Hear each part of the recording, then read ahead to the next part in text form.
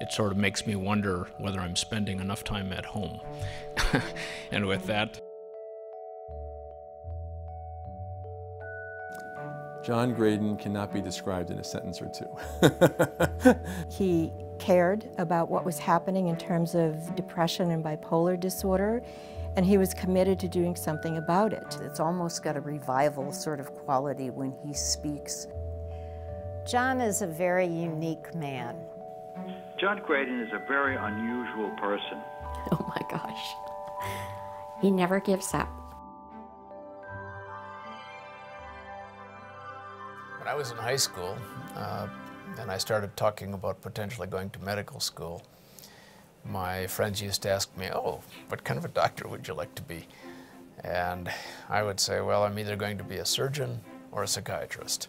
For as long as I can remember, he was always very interested in the brain.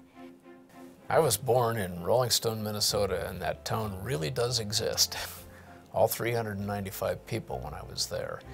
I went to school in that community, went to the University of Minnesota for undergrad.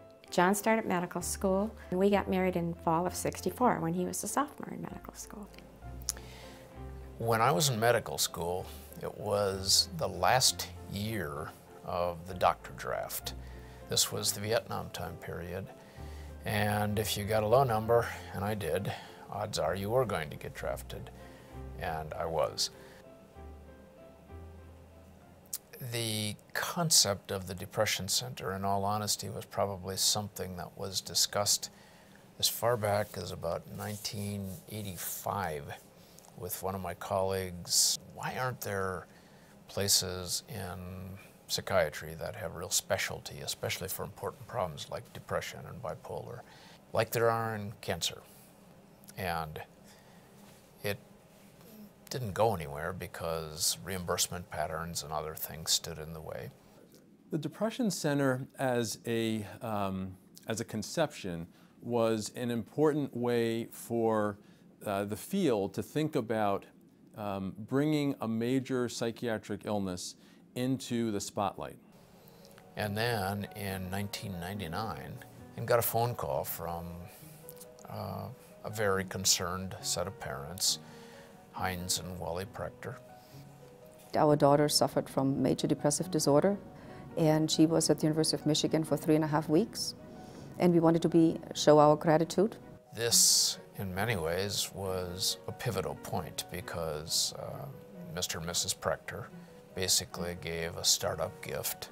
It essentially emerged into a vision. Sometimes an idea is right but at the wrong time. Sometimes the time needs an idea and the idea is not there. What John, I think, did for the field was come up with a great idea at the right time.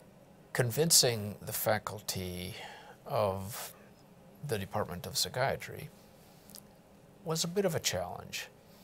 It was, I think, a hurdle to jump. I was often asked, why a depression center? And at first I told John, I said, John, who wants to go into a depression center? That's a terrible name. And he said to me, Herb, we have to take the stigma out of depression. Because this is the one that has the greatest population affected at the highest cost, and where we've made already some pretty good progress, at least a foothold against stigma, and we can make this happen, and I believe we can get support. For many years, a lot of people were afraid to come forward and say they wanted to donate money for research or programs related to depressive illnesses because they didn't personally want to be identified with the illness.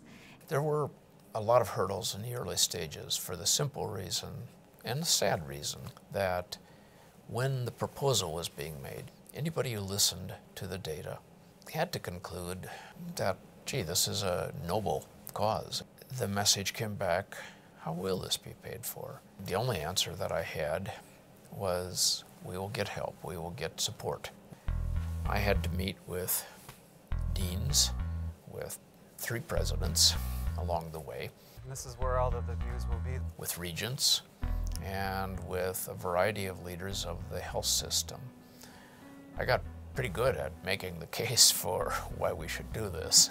And I think at each step along the way, the enthusiasm grew. There's an interesting story about the selection of the name. Rachel Mary Upjohn Meter, the building is named after her grandmother, Rachel Upjohn.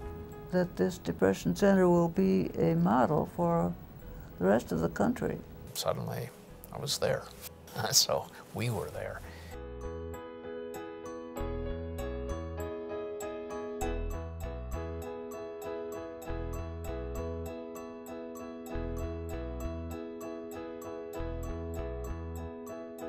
I think one of the things that I've appreciated about John's vision in this way is to look at the Depression Center as a paradigm shift, so to speak, in how we approach this condition, linking it to other depression centers so that we begin to look at much larger populations in terms of those that might be involved in research to study depression, and really move the field away from small studies of small groups of individuals and bring research questions to bear in a way that we're much more able to come up with potential answers. I think John should be nominated for a Nobel Prize. In everything that he's done, I hope that people not only in this country but in the world understand what he's put into developing the Depression Center and how he has led the effort to develop the series of depression centers across the country. I just hope that people know that. We need to be thinking globally.